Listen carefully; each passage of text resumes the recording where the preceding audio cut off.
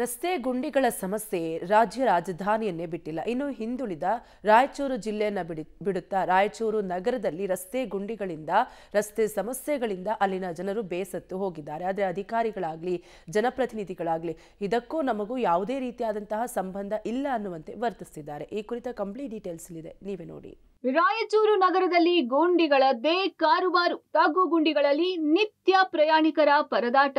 ಗುಂಡಿ ಮುಚ್ಚಲು ಅನುದಾನವೇ ಎಂದ ಶಾಸಕ. ಬಿಸಿಲ ನಾಡು ರಾಯಚೂರು ಜಿಲ್ಲೆ ಹಿಂದುಳಿದ ಜಿಲ್ಲೆಯನ್ನು ಹಣೆಪಟ್ಟಿಯನ್ನ ಕಟ್ಕೊಂಡಿದೆ. ಅದಕ್ಕೆ ಸಾಕ್ಷಿ ಎಂಬಂತೆ ರಾಯಚೂರು ನಗರದ ಯಾವುದೇ ರಸ್ತೆಗಳನ್ನ ನೋಡಿದ್ರೂ ರಸ್ತೆಯಲ್ಲಿ ತಗ್ಗು ಗುಂಡಿಗಳಿವೆಯಾ, ಗುಂಡಿಗಳಲ್ಲೇ ರಸ್ತೆಗಳಿವೆಯಾ ಅನ್ನೋ ಅನುಮಾನ ಮೂಡುವಂತಿದೆ. ನಗರದ ಪ್ರಮುಖ ರಸ್ತೆಗಳು, ಬಡಾವಣೆಯ ರಸ್ತೆಗಳು ದುರಸ್ತಿ ಭಾಗ್ಯವನ್ನೂ ಕಾಣ್ತಿಲ್ಲ. ಮಳೆ ಬಂದಾಗ್ಲಂತೂ ರಸ್ತೆಯಲ್ಲಿ ಓಡಾಡೋಕೆ ಜನ ಹೆದರುವ ಪರಿಸ್ಥಿತಿ ಇದೆ.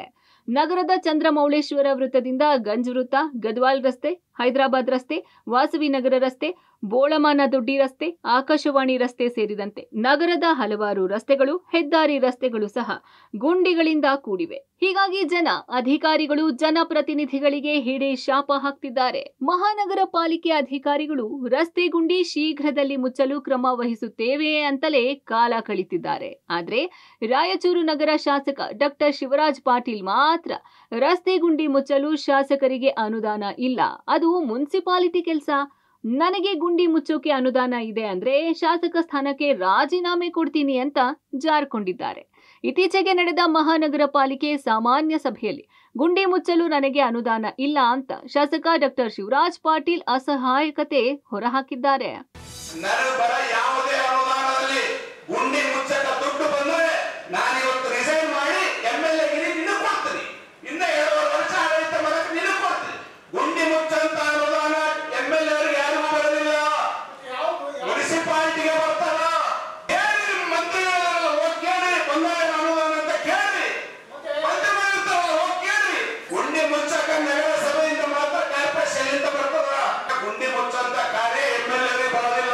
ಈಗಾಗಲೇ ರಾಯಚೂರಲ್ಲಿ ಏನು ರಸ್ತೆ ಗುಂಡಿಗಳಿದ್ದಾವೆ, ಕೇವಲ ಬೆಂಗಳೂರಲ್ಲಿ ಮಾತ್ರ ರಸ್ತೆ ಗುಂಡಿಗಳಿಲ್ಲ, ರಾಯಚೂರಲ್ಲಿ ಕೂಡ ಸುಮಾರು ಬಡಾವಣೆಗಳಲ್ಲಿ ಗುಂಡಿಗಳಿದ್ದಾವೆ. ಶಾಸಕರು ಮಾತಾಡ್ತಾರೆ, ನನ್ನ ಅನುದಾನದಲ್ಲಿ ದುಡ್ಡಿಲ್ಲ, ನಾನು ರಸ್ತೆ ಗುಂಡಿಗಳು ಮುಚ್ಚೋಕ್ಕಾಗಲ್ಲ, ಏನು ಮಹಾನಗರ ಪಾಲಿಕೆ ಇದೆ ಅವ್ರು ಮಾಡಬೇಕು ಅಂತ ಇವರು ಹೇಳ್ತಾರೆ. ಅವರು ಮಹಾನಗರ ಪಾಲಿಕೆ ಏನು ಹೇಳ್ತದೆ, ನಮ್ಮ ಹತ್ರ ದುಡ್ಡಿಲ್ಲ ಅಂತಾರೆ. ಹಾಗಾದರೆ ಯಾರ ಹತ್ರ ದುಡ್ಡಿಲ್ಲ, ಅವ್ರ ಹತ್ರ ದುಡ್ಡಿಲ್ಲ ಅನ್ನೋದು ನಮಗೆ ಸಮಸ್ಯೆ ಅಲ್ಲ. ನಮಗೆ ಸಾರ್ವಜನಿಕರಿಗೆ ನಾವು ಮೂಲಭೂತ ಸೌಕರ್ಯಗಳು ಏನಿರ್ತವೆ, ಒಂದು ರಸ್ತೆ, ನೀರು ಮತ್ತು ವಿದ್ಯುತ್ತು ಮತ್ತು ಚರಂಡಿಗಳನ್ನ ಕ್ಲೀನ್ ಮಾಡೋದು, ಅದನ್ನು ಮಾಡಿಕೊಡ್ಬೇಕು. ಅಂಥದ್ರಲ್ಲಿ ಇವರು ನಮ್ಮ ಹತ್ರ ಟ್ಯಾಕ್ಸ್ ಕಟ್ಕೊಳ್ಳೋಕೆ ಮಾತ್ರ ಬರ್ತಾರೆ, ಆದರೆ ತಮ್ಮ ಜವಾಬ್ದಾರಿಯಿಂದ ನುಂಚ್ಕೊಳ್ಳೋಕೆ ಮಾಡ್ತಾರೆ. ಇನ್ನು ಮಹಾನಗರ ಪಾಲಿಕೆಯಿಂದ ರಸ್ತೆ ಗುಂಡಿ ಮುಚ್ಚಲು ವಿಳಂಬ ಆಗ್ತಾ ಇರುವುದು ನಗರ ಶಾಸಕರ ಅಸಹಾಯಕತೆಗೆ ನಗರದ ಜನ ಆಕ್ರೋಶ ವ್ಯಕ್ತಪಡಿಸುತ್ತಿದ್ದಾರೆ. ಹದಗೆಟ್ಟ ರಸ್ತೆಗಳಿಂದ ಅಪಘಾತಗಳು ಹೆಚ್ಚಾಗ್ತಿದ್ದು ಜನ ರಸ್ತೆಯಲ್ಲಿ ಓಡಾಡಲು ಹೆದರುವ ಪರಿಸ್ಥಿತಿ ನಿರ್ಮಾಣ ಆಗಿದೆ ಅಂತ ಸಿಟ್ಟನ್ನ ಹೊರಹಾಕಿದ್ದಾರೆ. ರೋಸಿ ಹೋಗಿರುವ ನಗರದ ಜನ ಕೂಡಲೇ ರಸ್ತೆ ಗುಂಡಿ ದುರಸ್ತಿಯಾಗಬೇಕು, ಹಲವೆಡೆ ಹೊಸ ರಸ್ತೆಗಳನ್ನೇ ನಿರ್ಮಿಸಬೇಕು ಅಂತ ಒತ್ತಾಯಿಸಿದ್ದಾರೆ. ರಾಯಚೂರು ಅಂದ್ರೆ ಅದು ಒಂದು ಕಸದ ತೊಟ್ಟಿ ಇದ್ದಂಗಿದೆ ನಮ್ಮ ರಾಯಚೂರು. ಅದಕ್ಕೆ ಕಾರಣ ಯಾರು ಅಂತಂದ್ರೆ ಇದನ್ನು ಅಭಿವೃದ್ಧಿಪಡಿಸ್ತಕ್ಕಂಥ ಪ್ರಜಾಪ್ರತಿನಿಧಿಗಳು ಮತ್ತು ಪ್ರಶ್ನೆ ಕೇಳಲಾರದೇ ಇರತಕ್ಕಂಥ ಪ್ರಜೆಗಳು, ಇಬ್ಬರ ಮೇಲೆ ನಮ್ಮ ಮೇಲೆ ಜವಾಬ್ದಾರಿ ಇದೆ.